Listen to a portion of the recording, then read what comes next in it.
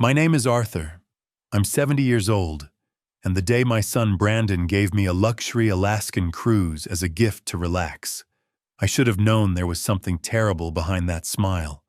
But when I came back to my condo to get my heartburn tablets that I'd forgotten, I heard Brandon talking on the phone with his wife, Tiffany. The words coming out of his mouth froze my blood. "Don't worry, honey. It's a one-way ticket. When he's out at sea, it'll be easy to make it look like an accident. Nobody will suspect an old man who simply fell overboard." At that moment, standing behind the door of my own condo, I took a deep breath and thought, if that's how you want it, my dear son, have it your way.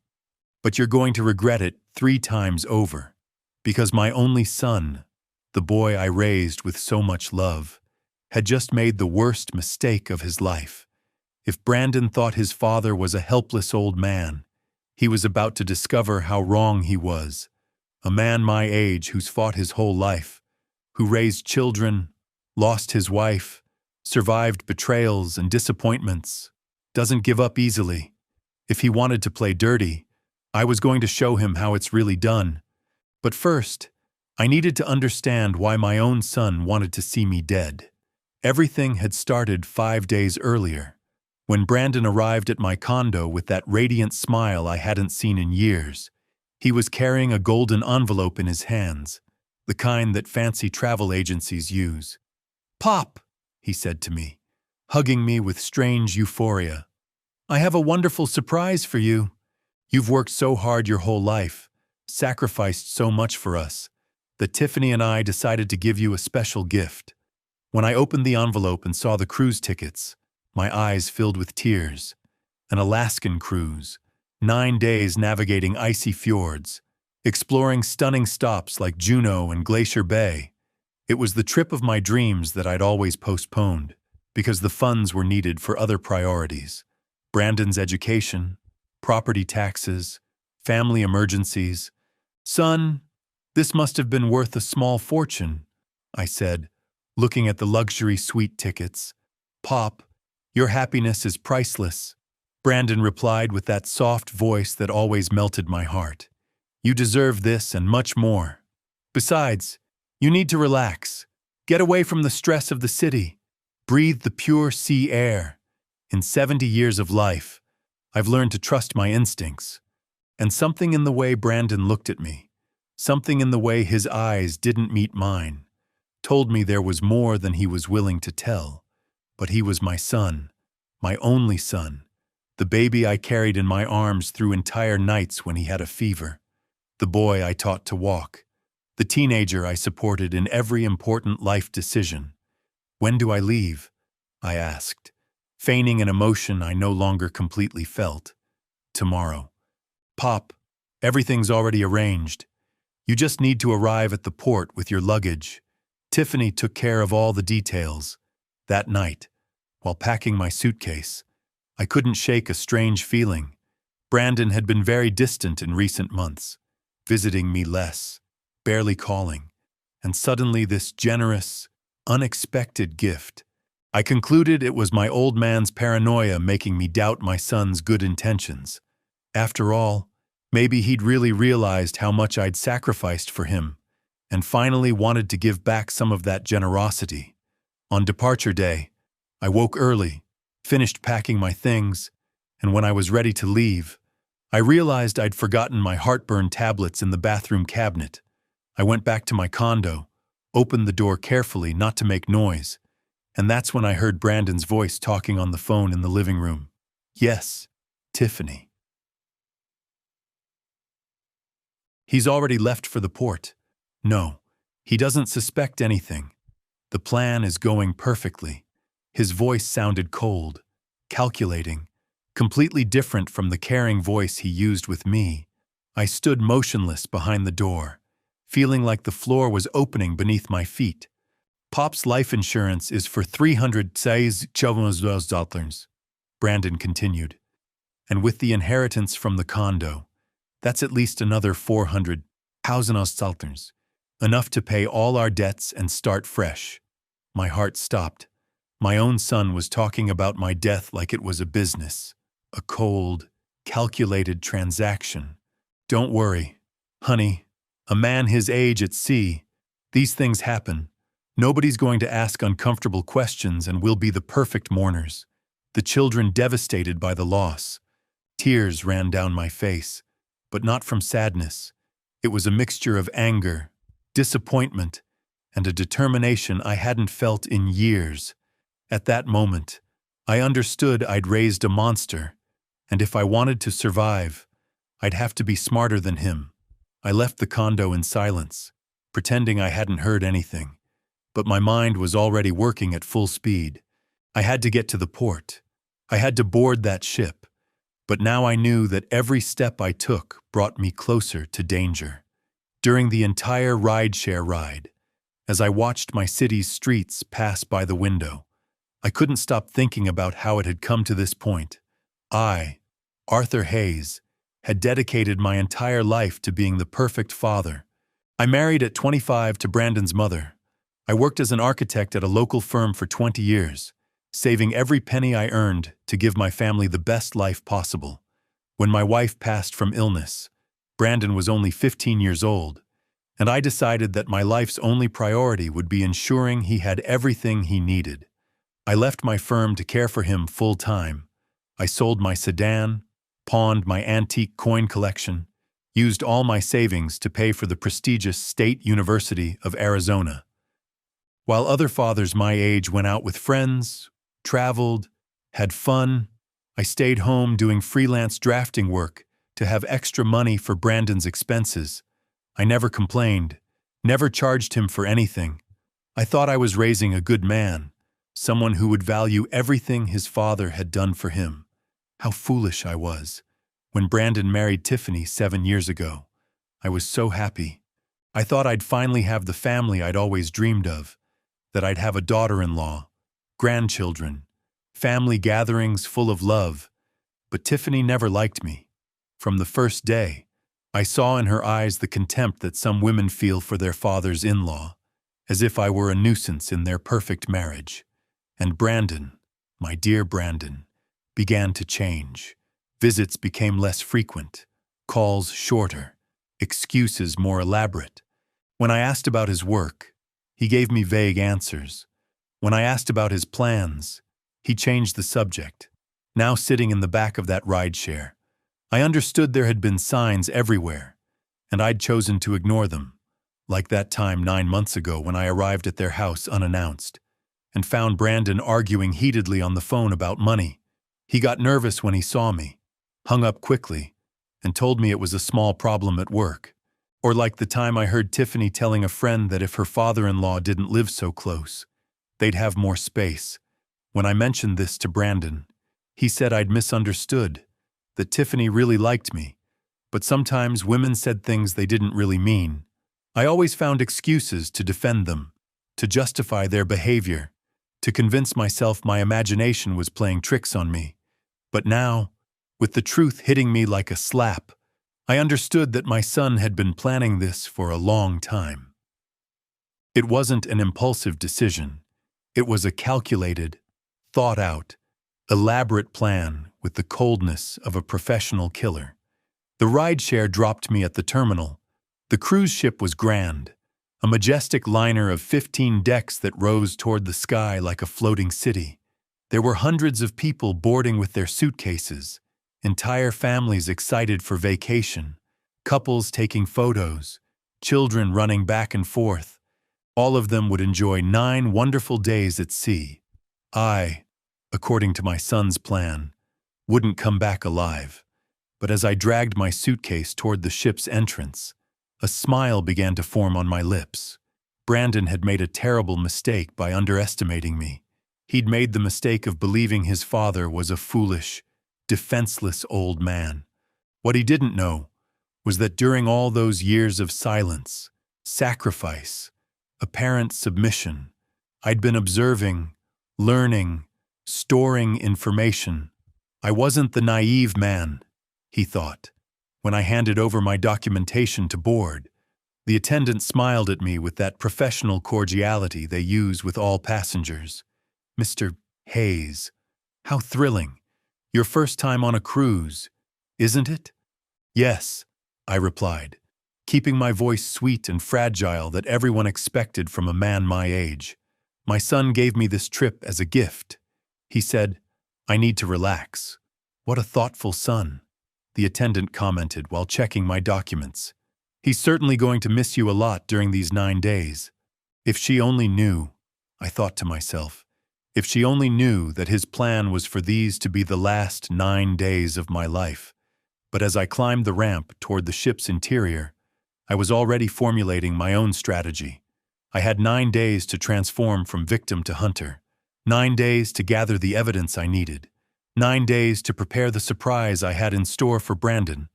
My suite was on the 10th deck with an oceanfront balcony.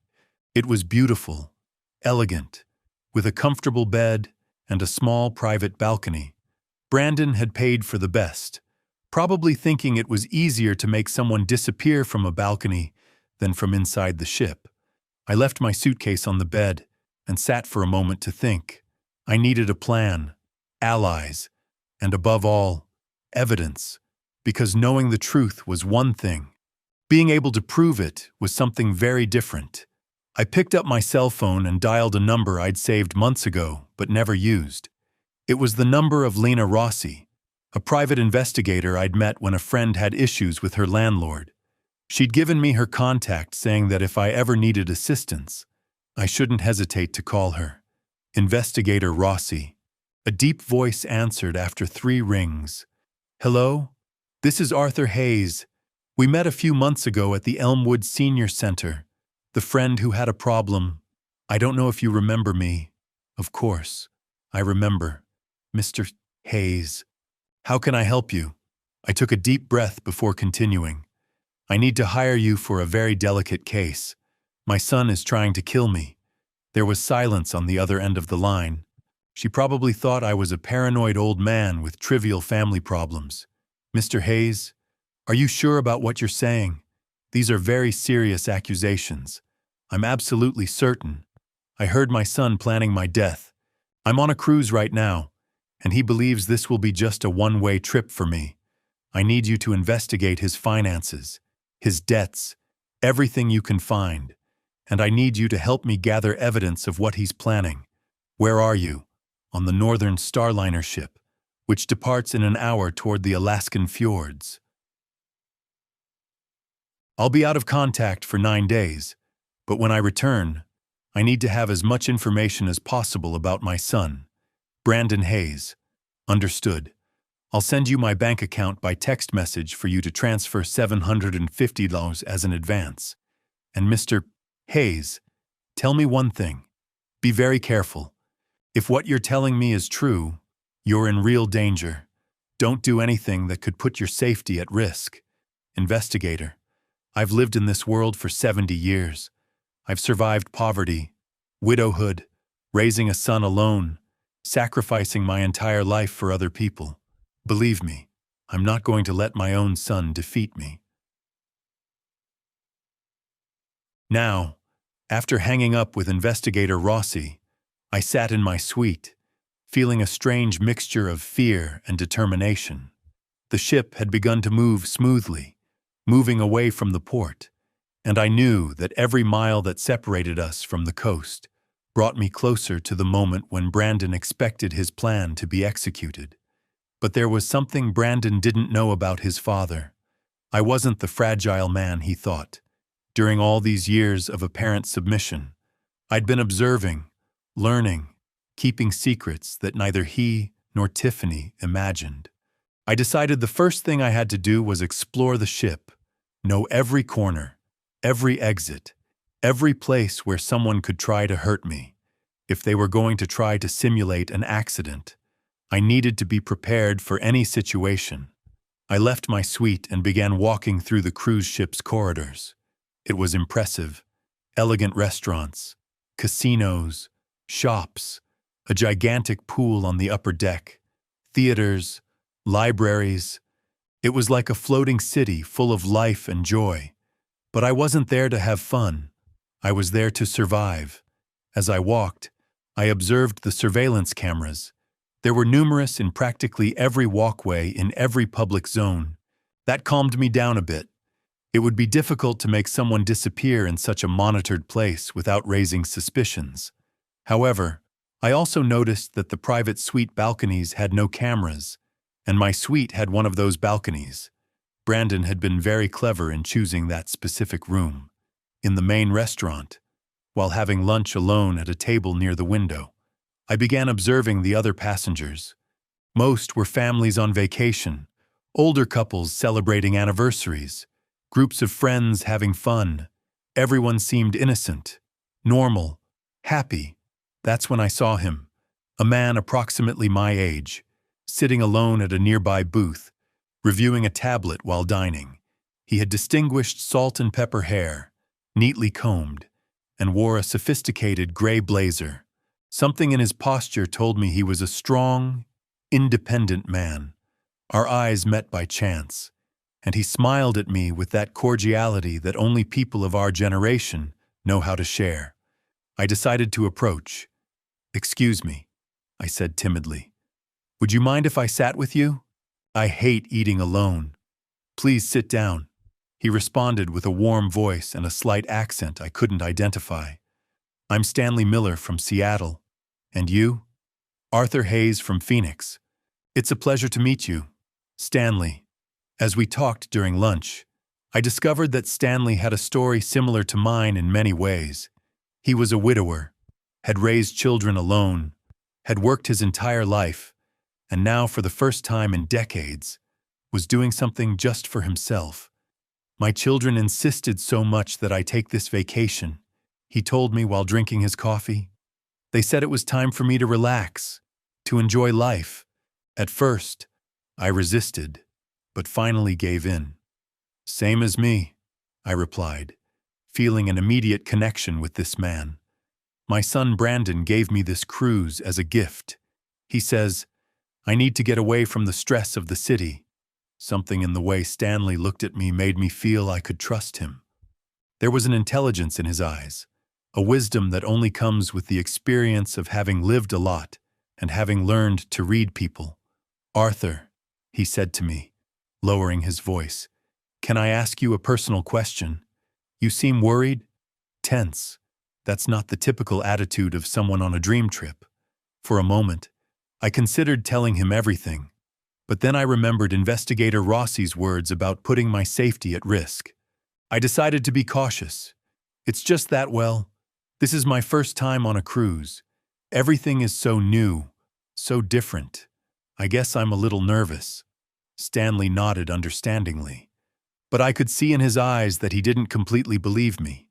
This man had experience reading between the lines. "Look, Arthur," he said to me, leaning slightly in my direction, "we don't know each other, but I've lived for 68 years, and I've learned to recognize when a man is in trouble. If you need to talk to someone or if you need help with anything, please don't hesitate to find me. My suite is 1502 on the 15th deck." I felt a warmth in my chest that I hadn't felt in months. Here was a complete stranger offering me more genuine support than I'd received from my own son in years. "Thank you, Stanley." "Really? And your suite is very close to mine. Mine is 1002 on the 10th deck." "Perfect. Then we'll be ship neighbors." After lunch, I decided to explore more of the cruise. I went to the library where I found computers with internet access. It was limited and expensive, but I could send short messages. I sat in front of one of the computers and wrote a quick email to Investigator Rossi. "I'm fine. Especially investigate Brandon's high-stakes poker debts. I think that's the crux of everything. I have a new ally on the ship. I'll keep in touch when I can. Arthur." Next, I went to the ship's casino, not to gamble, but to observe. I wanted to understand how the world of betting worked, what kind of debt someone could accumulate, how people got so desperate for money that they'd consider murder as an option. I saw men and women betting significant sums with the naturalness of someone buying a magazine. I saw the excitement on their faces when they won and the despair when they lost. I saw how some gamblers seemed to be in a downward spiral, betting more and more money in a desperate attempt to recover what they'd lost. And then I understood Brandon wasn't just an ungrateful son. He was a desperate man, probably with huge debts, who saw his father's death as the only solution to his financial problems. That night, while dining in the main restaurant, I ran into Stanley again. This time, he approached my table without me inviting him. "Arthur," he said to me, sitting in front of me, "I've been thinking about our conversation this afternoon, and I need to tell you something. You don't look like a man on vacation. You look like a man who's running from something or planning something." I remained silent for a moment, evaluating how much I could reveal to him. "Stanley," I finally said, "have you ever discovered that someone you love deeply betrayed you in the worst possible way?" His eyes softened, and I saw in them a glimmer of recognition. "Yes," he answered simply. "My law partner. I discovered he'd been siphoning funds from our practice for years, almost led us to ruin. What did you do?" What I had to do. I compiled all the evidence, confronted him, and ensured he faced the consequences. "But Arthur, we're talking about your son." I took a deep breath. Stanley had already shown he could keep difficult family secrets, and I needed an ally, someone to trust during these crucial 9 days. "Stanley," I said, looking directly into his eyes, "my son is trying to kill me, and I have 9 days to stop him and prove what he's planning." The expression on Stanley's face changed immediately. It wasn't surprise. It wasn't disbelief. It was the look of a man who'd lived long enough to know that families can hide the darkest secrets. "Arthur," he said to me, lowering his voice to the point of becoming a whisper. "Arthur," he finally said, "this is very serious. You're in real danger. But it also seems to me that you already have a plan." "I'm starting to," I replied. "I've hired a private investigator to investigate Brandon's finances. But I need more than that. I need concrete evidence of his intentions. I need witnesses. I need evidence that a judge can't ignore. And how do you think you'll get all that while you're on this ship? That's where I need your help. Stanley, Brandon is going to try to communicate with me during the trip. He's going to call me, send me messages, pretending to be the concerned son. Each of those conversations will be an opportunity for him to betray himself." Stanley nodded slowly, beginning to understand where my plan was going. "You want to record?" he said. "Exactly. But I can't do it alone. I need witnesses. I need someone who can confirm what I'm documenting, someone without emotional connection to Brandon, someone credible." "I count on me," Stanley replied without hesitation. "But Arthur, there's something else we should consider. If Brandon is really planning to simulate an accident on this ship, it's possible there's someone else involved, someone on the cruise who's working with him. That possibility hadn't occurred to me, and it chilled my blood. You think Brandon could have bribed someone from the ship's crew?" "It's possible. Or he could have hired someone to pose as a passenger. Arthur, you need to be very alert in the coming days. Don't trust anyone except me. Don't accept drinks from strangers. Don't be alone in isolated places, especially on your balcony." I'd already thought about the balcony. It's a very convenient place, very private. "Exactly. Look, I have a proposal. Why don't you spend the nights in my suite? I have a suite with a sofa bed. That way, we'll be together, and if someone comes looking for you in your room, they won't find you." Stanley's generosity moved me deeply. This man, who'd met me just hours ago, was willing to risk his own safety to help me. "Stanley, I can't ask you to do that. If Brandon really has someone on this ship—" "Arthur," Stanley interrupted me firmly. "I'm 68 years old. I raised 4 children and buried a wife. I ran my own practice for 25 years. I'm not afraid of a spoiled brat who wants to kill his father for money.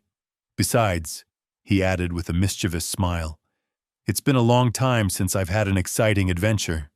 That night, after dinner, Stanley helped me take some of my essential things to his suite.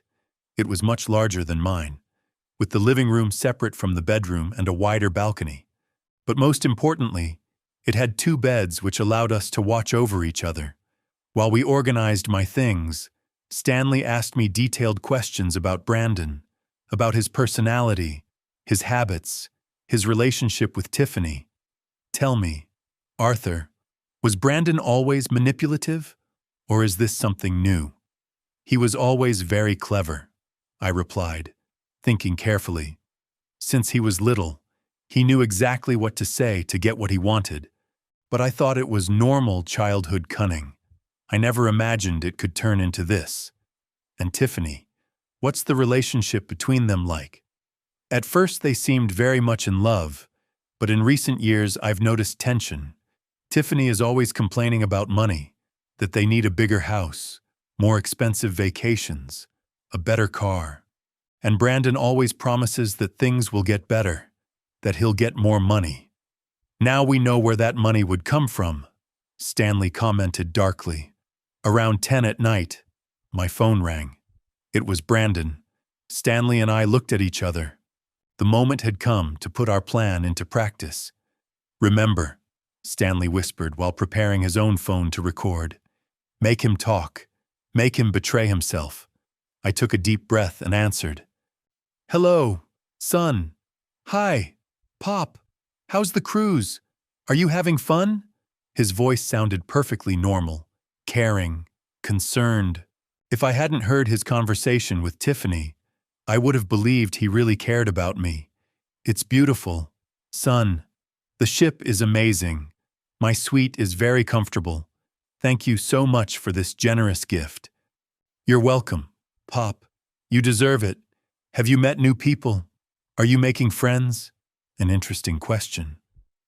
Why did it matter to him if I was making friends? Yes, I met a very kind gentleman, Stanley. We're eating together. There was an almost imperceptible pause before Brandon responded. That's good, Pop.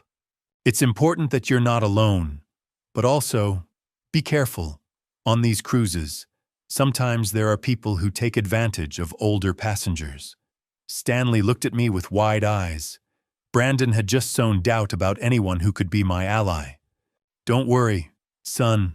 I'm very cautious. But tell me, how are things there? How's Tiffany? Everything's fine, Pop. Tiffany sends you a hug. She said she hopes you're having a lot of fun and that you relax completely. How kind of her. Brandon, can I ask you something? Of course, Pop. We realized you seem very tired, very stressed, and we thought you needed a break to get away from everything for a while. Get away from everything? I repeated, looking at Stanley, who was writing down every word. Yes, Pop. Sometimes we need to completely disconnect from routine, don't we? I suppose so. Brandon, can I confess something to you? Of course, Pop. At first, I felt a little guilty about accepting such an expensive gift. It must have been worth a lot of money. Pop, please don't worry about that. Money isn't a problem. Besides, it's an investment in your well-being, and that's priceless. Stanley wrote on a piece of paper and showed it to me. Ask about the return. Brandon, a silly question. Do you have a copy of my return ticket? Because I checked my documents and only found the one-way ticket. The silence that followed was deafening. It lasted so long that for a moment I thought the call had dropped. Brandon, are you there? Yes, Pop. Sorry. Tiffany was telling me something about the tickets. Don't worry. The travel agency has everything organized. You just need to enjoy the trip, and we'll take care of the details. But Brandon, I want to be sure I can come back. Could you check with the agency tomorrow and confirm for me? Pop, please trust me. Everything is perfectly organized. You don't have anything to worry about. Just relax and enjoy. That's the goal of the trip. Okay, son, I trust you completely. Perfect. Pop, I love you very much. Sweet dreams. I love you too. Brandon. Good night. When I hung up, Stanley and I remained silent for a few minutes, processing what we just heard. Arthur, Stanley said finally. That conversation was very revealing. The way he avoided the question about the return ticket. The way he reassured you, saying not to worry about anything. It's like he's trying to keep you in a state of false security. And the question about whether I was making friends, I added. It's like he was evaluating if I had allies, if there was someone who would notice if something happened to me. Exactly. Arthur, tomorrow, we need to go to the ship's office and personally verify the status of your return ticket. I want to see with my own eyes what Brandon really booked. The next morning, Stanley and I woke up early with a clear mission. After having breakfast in his suite to avoid unnecessarily exposing me to public restaurants, we went directly to the guest services desk on the 5th deck of the ship. The office was an elegant space with several desks staffed by uniformed employees. We approached a young woman named Maria, according to her badge, who received us with a professional smile. Good morning, gentlemen. How can I help you? Good morning, I replied, trying to keep my voice calm. I need to verify my complete travel itinerary. My name is Arthur Hayes, Suite 10, 2. Maria typed quickly on her computer and frowned slightly. Mr. Hayes, I see here that you have the 9-day cruise booked along the Alaskan fjords.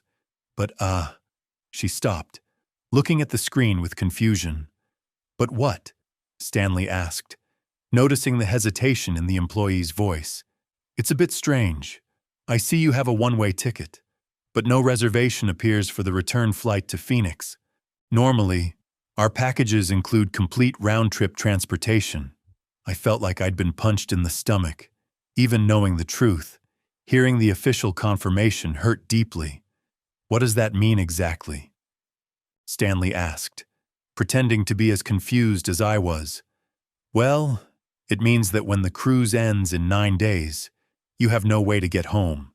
It could be a system error, or maybe whoever bought the package thought about adding the return flight later. Who bought this package? I asked. Even though I already knew the answer, Maria reviewed the information again. Here it says it was purchased by Brandon Hayes with a credit card in his name. Is he your relative? He's my son, I replied, feeling a mixture of sadness and anger. Oh well, then surely he'll take care of buying your return ticket. But Mr.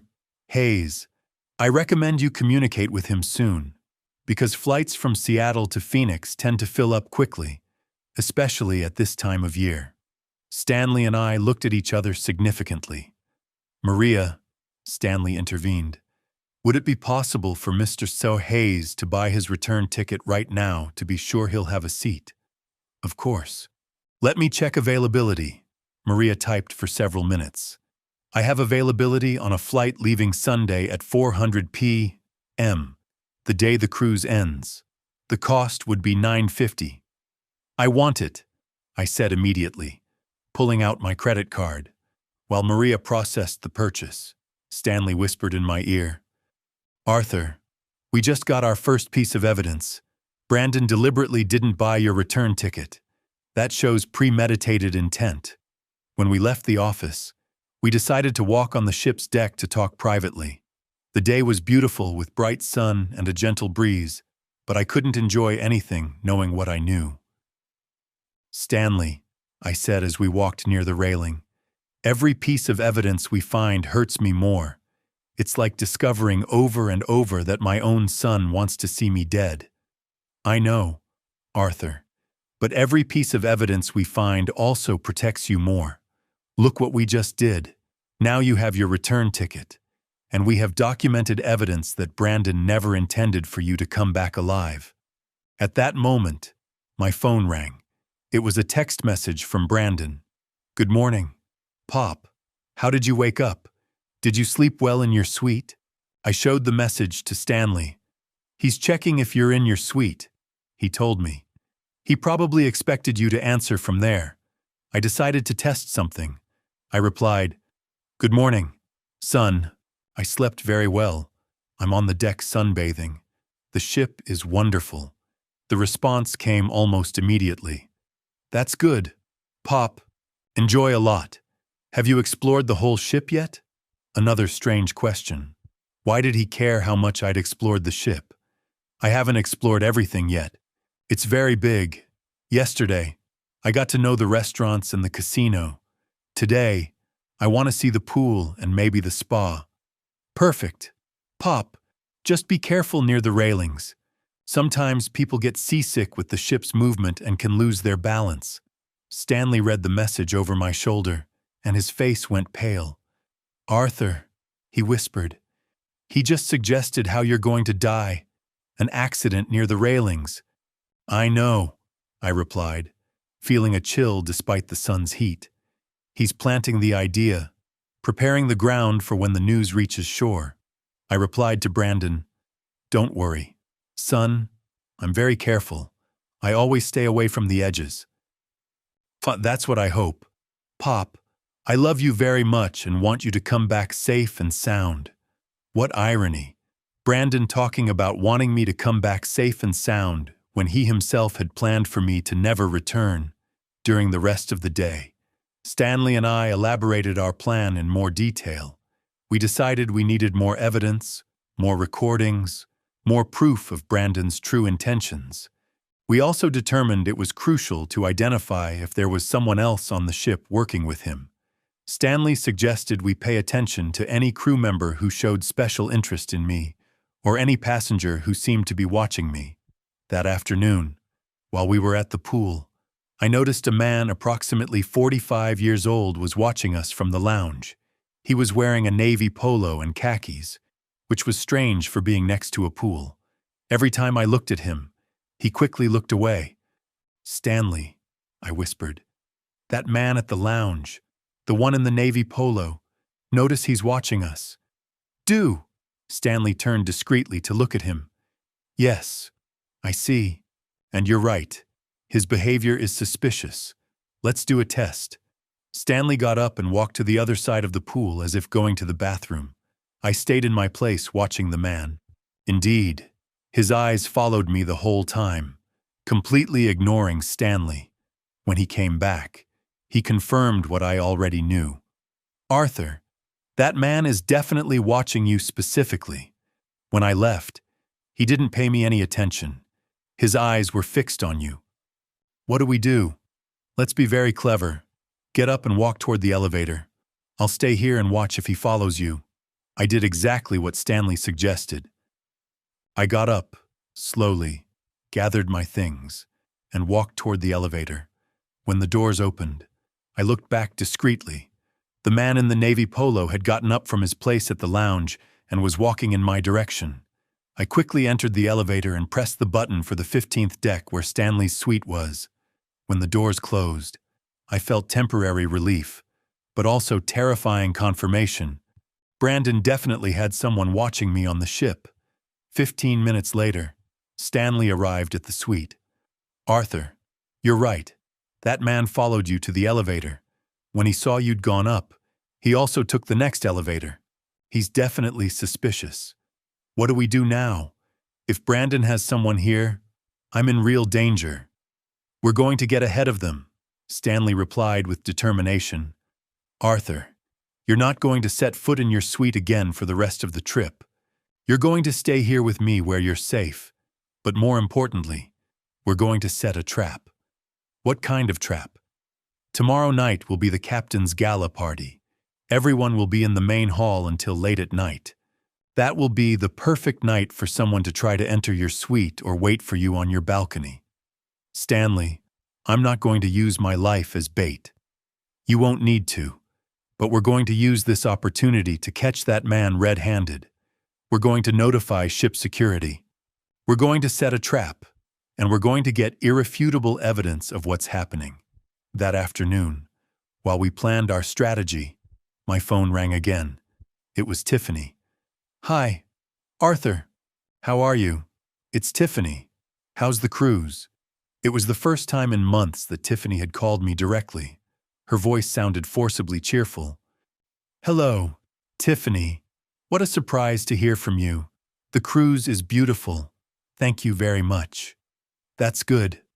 Arthur, Brandon told me you talked yesterday, and that you're very happy. That gives us a lot of peace of mind. Stanley activated the recording on his phone. Yes, I'm having a lot of fun. Although, I have a question. Tiffany, yesterday, I went to the cruise office and they told me I don't have a return ticket. Do you know anything about that? There was a long pause before Tiffany responded. Oh, Arthur, how strange. Brandon took care of all the details. Maybe there was an error in the system. But don't worry, we'll take care of solving it. Are you sure? Because I already bought my own ticket to be calm. Another pause. You already bought your return ticket. Arthur, you didn't need to do that. We were going to take care of it. It's just that I got a little scared of being stuck in Seattle without a way to get home. Of course. Of course. I understand perfectly. Well, Arthur, I'll let you continue having fun. We'll see you when you get back. Tiffany, before you hang up, can I ask you something? Yes. Tell me, why did you decide to give me this trip as a gift? Now, Brandon told me you had talked about me, but he didn't explain what specifically motivated this. Well, it's that lately we've noticed you very tired. Arthur, very stressed, and we thought you needed an extended rest. An extended rest? Yes, you know, to get away from everything for a while. Sometimes we need to completely disconnect from daily routine. The same words Brandon had used as if they'd rehearsed the answer. I understand. Well, thank you very much for worrying about me. You're welcome. Arthur, take care of yourself and enjoy every moment. When I hung up, Stanley and I looked at each other in silence. Arthur, Stanley finally said to me, that conversation was even more revealing than yesterday's with Brandon. Tiffany is clearly involved in the plan. The way she got nervous when you said you'd already bought the return ticket. It's like you'd ruined something they'd planned. On the third day of the cruise, Stanley and I decided it was time to confront the man in the navy polo who had watched me, but we would do it cleverly in a public place where we'd be safe. After breakfast, we went down to the ship's casino. It was a perfect place full of people with lots of security cameras and ship crew nearby all the time. Stanley had devised a brilliant plan. Arthur, he explained to me as we walked toward the casino, I'm going to sit at a poker table near the entrance. You're going to sit alone at one of the slot machines. When that man appears, because I'm sure he will, you're going to act like you're a little tipsy, like you had too much to drink at breakfast. Why? So he feels confident. So he thinks you're vulnerable.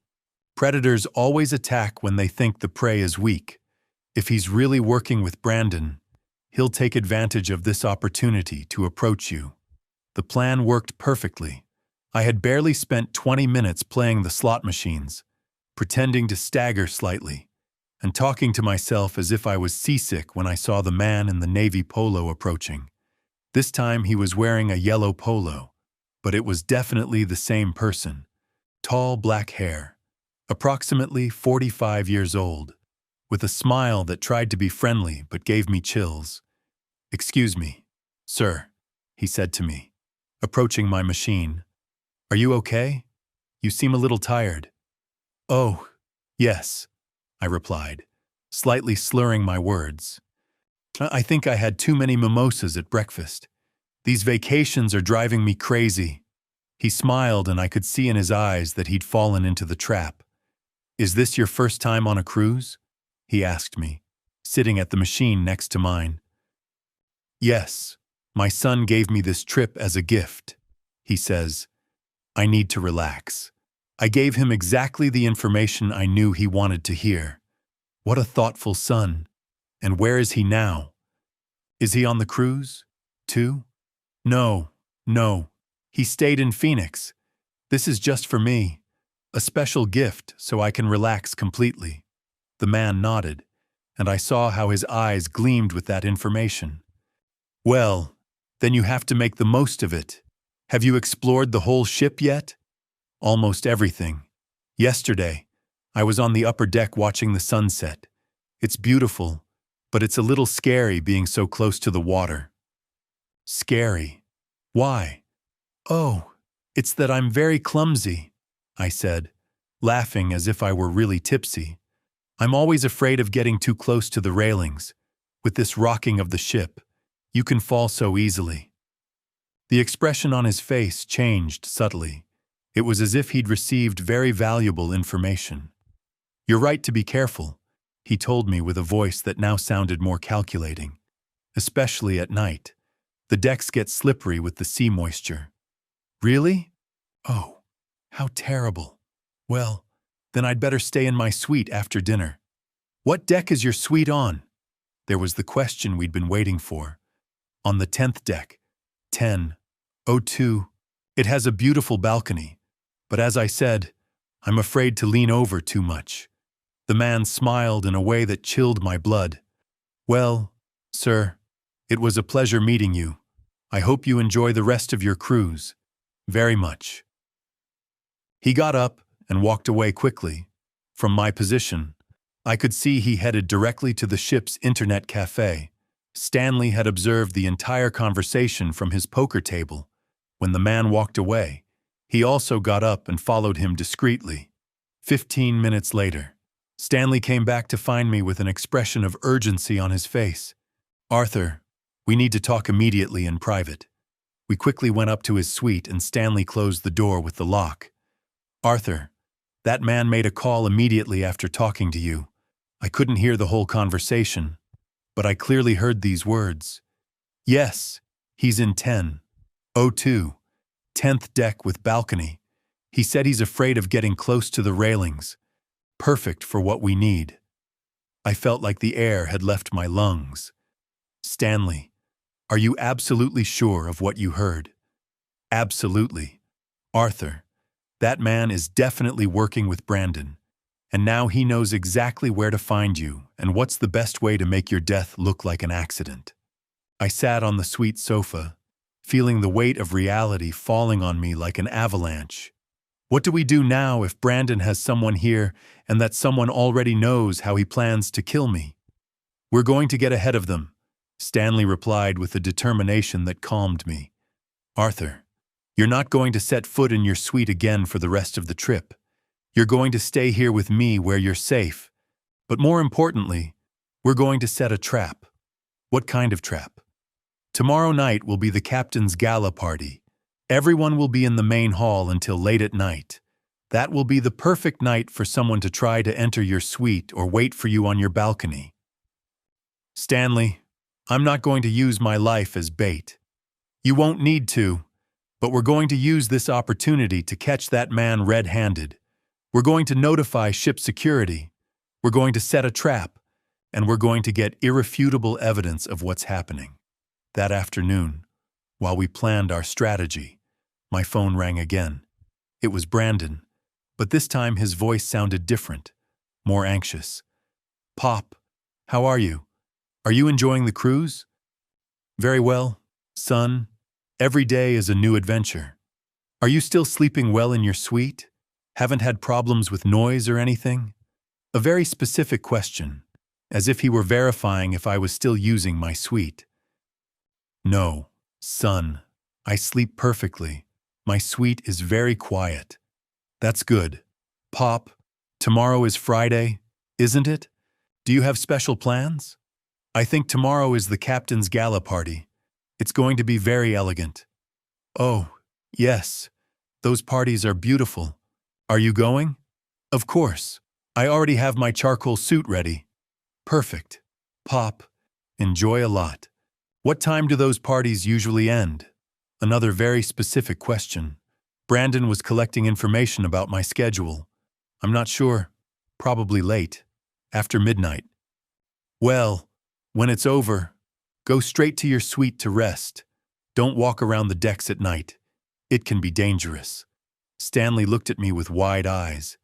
Brandon had just given me specific instructions to go directly to my suite after the party. The exact place where someone would be waiting for me. Don't worry, son. I'll go straight to my room after the party. Perfect. Pop, I love you very much. Sleep well. When I hung up, Stanley and I remained silent for several minutes. Arthur, he finally said to me, that conversation confirms everything. Brandon knows exactly when the attack will be. He probably told that man himself that tomorrow night after the gala party, you'll be alone in your suite. Stanley, I'm scared. This plan is becoming very real, very dangerous. I know, Arthur, but we're also very close to having all the evidence we need. One more night and we'll have enough evidence to send Brandon to jail for the rest of his life. That night, I couldn't sleep. Every noise in the hallway startled me. Every movement of the ship reminded me how vulnerable I was in the middle of the ocean. But I also felt something I hadn't felt in years, an inner strength, a fierce determination not to let myself be defeated. Brandon had completely underestimated his father. He'd made the mistake of believing I was a defenseless old man who would give up easily. Tomorrow night, he was going to discover how wrong he was. On Friday morning, Stanley and I put the most crucial part of our plan into practice. We had to contact ship security without alerting the man who was watching me, and we needed to do it in a way that they would take us seriously. Stanley suggested we go directly to Captain David Chen. As a former businessman, he knew that going directly to the highest authority was the best way to ensure we'd be heard. Arthur, he explained to me as we prepared, cruise ship captains are trained to handle all kinds of situations, kidnappings, robberies, murder attempts. He'll know exactly what to do. At 9:00 a.m., we presented ourselves at the captain's bridge. He was a man of approximately 55 years old, with distinguished gray hair and a presence that immediately inspired respect and confidence. Gentlemen, I'm Captain David Chen. How can I help you? Stanley took the initiative. Captain, we have a very serious situation to report. Mr. Sir Arthur Hayes is being watched by a suspicious man, and we have reason to believe his life is in danger. The captain invited us to sit down and listened attentively while we told the whole story. We showed him the recordings of the phone conversations with Brandon and Tiffany. We explained about the one-way tickets and described in detail the man who had followed me. Mr. Hayes, the captain said when we finished, this is extremely serious. If what you're telling me is true, we're talking about a premeditated murder attempt on my ship. Captain, I replied, I understand it seems incredible, but every piece of evidence we've gathered points to the same conclusion. It doesn't seem incredible to me at all, the captain replied gravely. I've been sailing for 25 years, and I've seen everything. Greed can lead people to do unimaginable things, even to their own family members. Stanley leaned forward. Captain, we have a plan to catch this man red-handed tonight during the gala party, but we need your help and your security team's cooperation. The captain listened to our plan in detail. It was risky, but clever. I would go to the gala party as planned, but instead of going to my suite afterward, I would hide with Stanley. Meanwhile, ship security would watch my suite and the surrounding area to catch the suspicious man if he tried anything. It's a good plan, the captain admitted, but we're going to make some modifications to ensure your safety completely.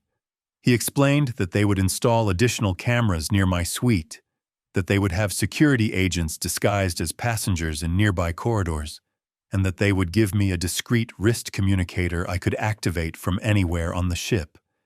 Mr. Hayes, the captain said before we left, I want you to know that from this moment on, you're under this ship's official protection. I won't allow anything to happen to you while you're under my responsibility. For the first time in days, I felt truly safe. The rest of the day passed slowly. Stanley and I stayed in his suite, going over the plan several times, making sure we were prepared for any eventuality. At 5:00 p.m., we began getting ready for the gala party. It was important that I looked normal, that I didn't give any sign that I knew what was happening. I put on my most elegant charcoal suit, styled my hair carefully, and prepared myself as if I were really excited for the party. Stanley wore a beautiful, elegant silver suit that made him look sophisticated and confident. "Arthur," he said to me as we finished getting ready, "tonight everything will change. Tomorrow morning you'll be free of Brandon forever, and he'll be facing the consequences of his actions." The gala party was spectacular.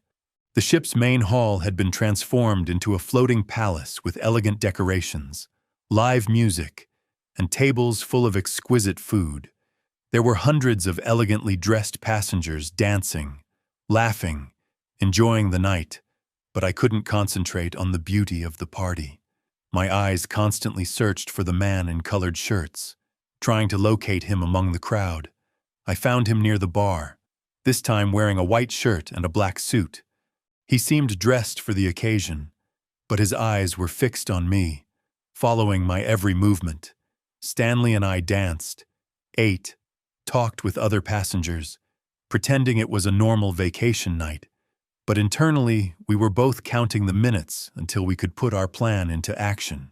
At 10:45 p.m., I decided it was time to make my move.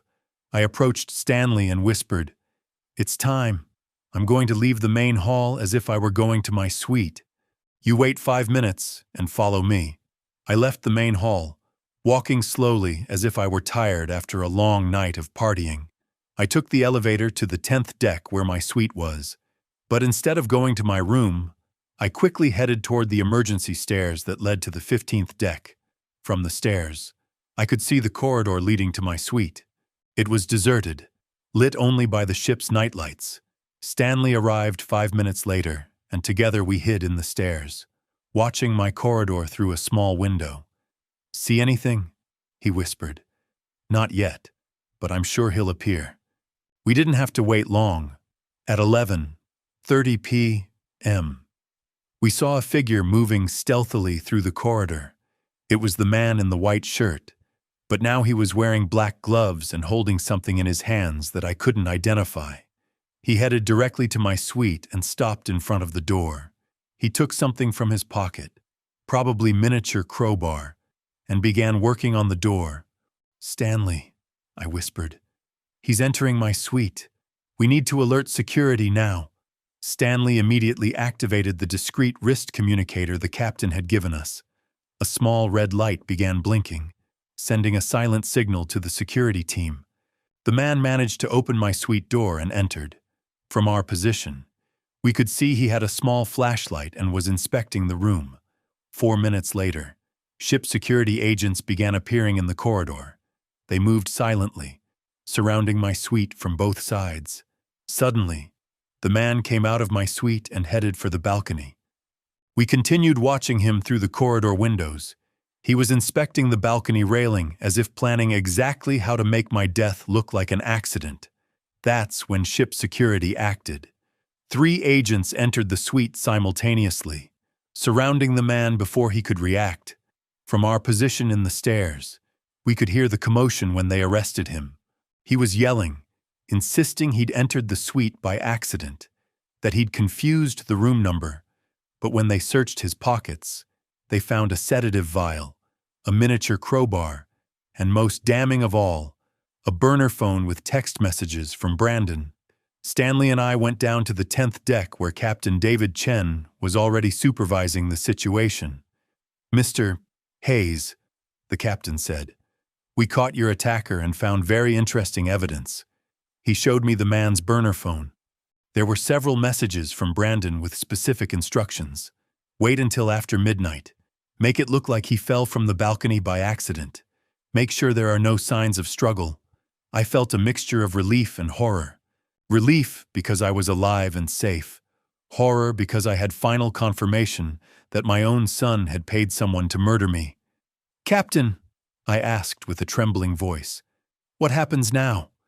"Now, Mr. Hayes, this man will be formally arrested when we reach port tomorrow, and you'll have all the evidence you need to prosecute your son for attempted murder." Saturday morning was the longest of my life. After the man Brandon had hired was arrested, Stanley and I stayed awake in his suite, processing everything that had happened. Captain David Chen had ordered the detainee to remain in a ship security cell until we reached port. "Arthur," Stanley said to me as we had coffee at 3:10 a.m. "Do you realize what we just did? We not only saved your life, but now we have irrefutable evidence to send Brandon to jail." "I know," I replied, feeling a strange mixture of triumph and deep sadness. "But Stanley, I also just discovered that my only son, the boy I raised with so much love, really wanted to see me dead. I don't know how I'll recover from this." "You'll recover because you're a stronger man than Brandon ever imagined, and because now you'll have the opportunity to live your life free from his manipulation and cruelty." At 6 a.m., Investigator Rossi called me from Phoenix. She'd worked all night investigating Brandon's finances. "Mr. Hayes," she told me with an excited voice, "I found exactly what we were looking for. Your son has high-stakes poker debts of over $350,000 with very dangerous loan sharks. But that's not all." "What else did you find?" "Brandon has been forging your signature on bank documents for months. He used your condo as collateral for several loans without your knowledge. If you had died, he would have inherited everything and been able to pay his debts. But Arthur, there's one more thing you need to know." "Tell me." "Tiffany is also in debt up to her neck. She has overdue credit cards for more than $75. Both were desperate for money, and your death was the only solution they saw. Each new revelation was like a dagger to the heart. Not only Brandon, but also Tiffany had planned my death for money. Investigator Rossi, what do we need to do now? When you return to Phoenix tomorrow, we'll go straight to the police station. With all the evidence we have, Brandon and Tiffany will be arrested immediately." After hanging up, I sat in silence for a long time. Stanley respected my need to process everything I'd heard. Finally, I decided it was time to do something I'd been putting off. Call Brandon. "Stanley," I said, "I want to call Brandon now. I want to hear his voice when I tell him I know everything he's done." "Are you sure, Arthur? This could be dangerous. If he realizes his plan failed." "I don't care about danger anymore. I'm tired of pretending, tired of acting like the naive father who doesn't know anything. I want him to know his father isn't the foolish old man he thought." I dialed Brandon's number. He answered on the second ring. "Pop, what a surprise. How did you wake up? Did you sleep well after the party?" His voice sounded falsely cheerful as always, but now I could hear the lie behind every word. "Hello, Brandon. Yes, I slept very well, but I have to tell you something very interesting that happened last night." "What happened, Pop?" "Well, after the party, when I returned to my suite, I found a man trying to enter my room. Can you believe that?" There was a long silence on the other end of the line. "A man? What kind of man?" "A man about 45 years old. Ship security arrested him. And you know what's strangest? Brandon?" "What?" "Pop. When they searched his phone, they found messages from you. Messages where you gave instructions on how to kill me and make it look like an accident." The silence that followed was deafening. It lasted so long I thought Brandon had hung up. "Brandon, are you still there?" "Pop," he finally said with a completely different voice, cold and calculating.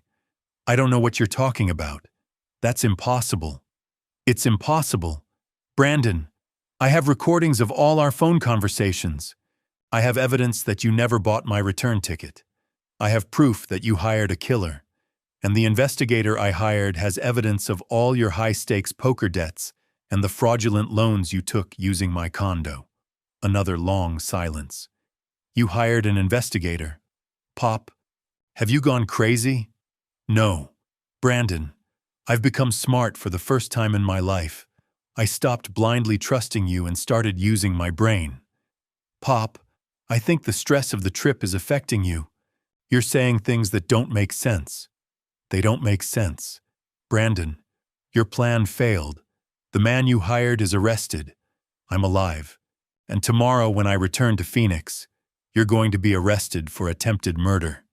Pop, you need to calm down. When you get home, we'll talk calmly. You're confused. I'm not confused. Brandon, I'm disappointed. I'm discouraged. I'm sad for having raised a son who valued money more than his own father's life. But I'm not confused. And don't call me Pop ever again, I said with a firmness I didn't know I had. A father is someone who's respected, loved, protected. You only saw me as an obstacle between you and my money. Listen to me well, Brandon. When I arrive in Phoenix tomorrow, I'm going to hand over all the evidence to the police station. I'm going to testify against you, and I'm going to make sure you spend the rest of your life in jail thinking about what you did to the man who gave you life. Pop, you can't do that. I'm your son. A son doesn't try to kill his father. A monster.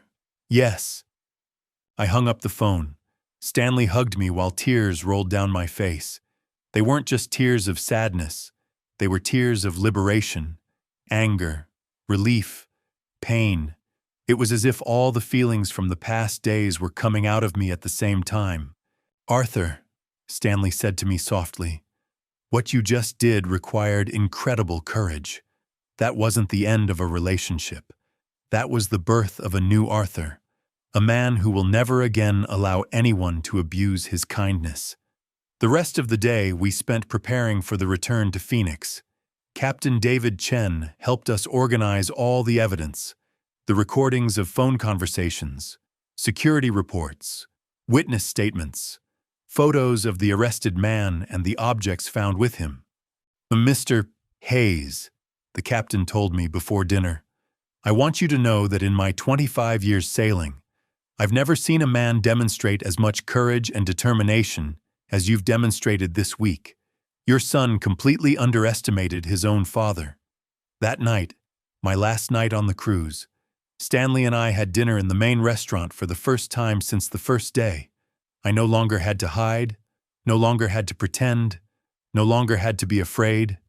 Stanley, I said as we toasted with champagne, I don't know how to thank you for everything you've done for me. You saved my life. Arthur, you saved your own life. I was just your adventure companion. But I want you to know that this experience has changed me, too. It reminded me that men our age still have a lot to offer the world, a lot of strength to show. What are you going to do when we get back to land? I'm going back to Seattle and I'm going to start living my life more fully. And you, Arthur, what are you going to do? I'm going to make sure Brandon pays for what he did, and then I'm going to start living for myself for the first time in 70 years. On Sunday morning, when the cruise ship arrived at the port of Seattle, I was no longer the same man who had boarded that vessel 9 days earlier. I was Arthur Hayes, but a completely new version of myself, stronger, smarter, more determined than ever. Stanley and I said goodbye at the port with tears in our eyes, but also with the promise to keep in touch forever. He had been more than a friend during those crucial days. He had been my brother, my ally, my savior. Arthur, he said to me as we hugged for the last time, remember that you're no longer the man who sacrifices in silence. You're the man who fights for his life and wins. Never forget that strength you discovered. I'll never forget, Stanley. And I'll never forget that when I needed someone most, you appeared like an angel in my life. My flight to Phoenix left at 400 p.m. I had enough time to call Investigator Rossi and confirm that everything was ready for what was coming. Mr. Hayes, the investigator told me, I have everything prepared. The moment you land, we're going straight to the police station. The chief has already reviewed all the evidence I sent her and is ready to proceed with the arrest warrants. During the flight back to Phoenix, I couldn't help but reflect on everything that had happened. A week ago, I was a 70-year-old man living in silence who had dedicated his entire life to pleasing others, who had allowed himself to be underestimated and ignored. But those 9 days on the cruise had transformed me completely. I had discovered that I had a strategic intelligence I'd never used, a courage I'd never demonstrated, a determination I'd never needed. When the plane landed in Phoenix, Investigator Rossi was waiting for me at the airport. She was a woman of approximately 45 years old, tall with distinguished gray hair and a presence that immediately inspired confidence. "Mr. Hayes," she said, shaking my hand. "It's an honor to finally meet you. What you accomplished on that cruise was extraordinary. Investigator, I just did what I had to do to survive." "No, sir, you did much more than survive. You orchestrated your own son's downfall with a precision that even the most experienced detectives admire." We went directly to the police station, where Chief Olivia Jackson was waiting for us. She was a serious woman of approximately 42 years old, who had meticulously reviewed all the evidence. "Mr. Hayes," the chief said to me after hearing my complete statement, "in my 18 years as chief, I've never seen a case so well documented by the victim himself. The recordings, the financial evidence, the cruise crew statements, everything forms a case as solid as a rock." "What happens now?" I asked. "Now we issue arrest warrants for Brandon Hayes for attempted murder, criminal conspiracy, and financial fraud. For Tiffany Hayes for criminal conspiracy and complicity in attempted murder. Both will be arrested before the day ends." 2 hours later, I was sitting in my living room in my own townhouse, waiting.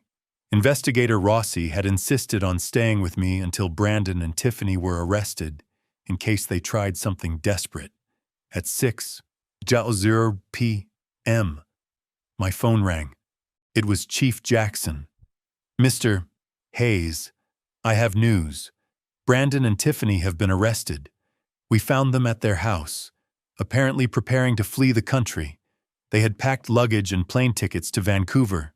I felt a mixture of relief and deep sadness. Relief because I was finally completely safe. Sadness for the final confirmation that my son really had wanted me dead. What will happen to them now? They'll be prosecuted by justice. With all the evidence we have, they'll probably receive long prison sentences. Brandon is facing charges that could lead him to 25 years in jail. Tiffany, as an accomplice, is facing up to 12 years. That night, alone in my townhouse for the first time in a week, I sat in my favorite armchair and reflected on everything that had changed in my life. I no longer had to live in fear of my own son. I no longer had to pretend I didn't know how cruel he was. I no longer had to sacrifice my well-being for someone who didn't value me. But more importantly, I had discovered something about myself that I'd never known. I was capable of fighting for my own life and winning. The following months were a whirlwind of legal procedures. I had to testify at trial, confront Brandon in court, relive all the details of his betrayal. It was painful, but also liberating. During the trial, Brandon tried to act like the remorseful son, like a man who had made a terrible mistake but really loved his father. But the evidence was overwhelming. The recordings, text messages, the testimony of the man he'd hired to kill me, the financial evidence, everything painted the picture of a man who had coldly planned his own father's murder. On the day the sentence was announced, Brandon was sentenced to 22 years in prison. Tiffany received 10 years. When I heard the verdict, I didn't feel joy, but I felt justice. After the trial, I made important decisions about my life. I sold the condo where I'd lived for so many years, the condo full of painful memories. With the funds from the sale, I bought a cozy, modern townhouse in a new area of the city. But most importantly was what I did with my time and energy. I began working as a volunteer at an elder advocacy group that supported victims of family abuse. My experience had taught me that many men my age suffered in silence, allowing their own family members to mistreat them because they believed they had no options. Gentlemen, I would say to the men who came to the center seeking help, I want to tell you the story of how my own son tried to kill me, and how I managed not only to survive, but also to bring him to justice. Every time I told my story, I saw in those men's eyes the same awakening I had experienced on the cruise, the understanding that they weren't condemned to be victims, that they had more strength and resources than they imagined. Stanley and I maintained our friendship through weekly phone calls and occasional visits. He had become more than a friend. He was my battle brother, the person who had helped me discover who I really was. 18 months after the cruise, Stanley came to visit me in Phoenix. We were having dinner in my new townhouse when he asked me a question that surprised me. "Arthur, have you ever regretted exposing Brandon? Have you ever felt nostalgic for the relationship you had before?" "Stanley," I replied without hesitation. "The relationship I thought I had with Brandon never really existed. It was an illusion based on my need to believe I'd raised a good man. The truth is that Brandon was always manipulative, always selfish, always saw me as a means to get what he wanted. I just didn't want to see it." "And don't you miss having family?" "I have family," I said, smiling. "I have you. I have the men at the center who have become my brothers. I have a life full of people who value me for who I am and not for what they can get from me." On my 3rd anniversary back from the cruise, I decided to do something that would symbolize my complete transformation. I signed up for dance classes. At 72 years old, I learned to dance waltz, tango, and foxtrot. "Mr. Hayes," said my dance instructor, a 35-year-old young woman named Elena, "I've never seen someone your age move with such confidence and grace. Where did you learn to have such self-confidence?" "I learned at sea," I replied with a smile. "I learned that when a man fights for his life, he discovers a strength he never knew he had. Now, when I look back at those 9 days on the cruise, I don't see them as the darkest days of my life. I see them as the days that saved me, the days that taught me who I really was. I am Arthur Hayes, a man who survived the deepest betrayal imaginable. I'm a man who transformed his own son from hunter to prey. I'm a man who at 70 years old discovered it's never too late to be reborn. And if any other man my age feels defenseless, underestimated, or betrayed by his own family, I want him to know he has a strength within him that can move mountains. He just needs to decide to use it. Because when a man like me says, 'If that's how you want it, my dear, have it your way, but you're going to regret it 3 times over,' he's not making an empty threat. He's making a promise he'll keep to the very end. And Brandon regretted it. He regretted it when he was apprehended. He regretted it when he was convicted. And he'll continue regretting it every day of the next 22 years he'll spend in prison, remembering that he completely underestimated the man who gave him life.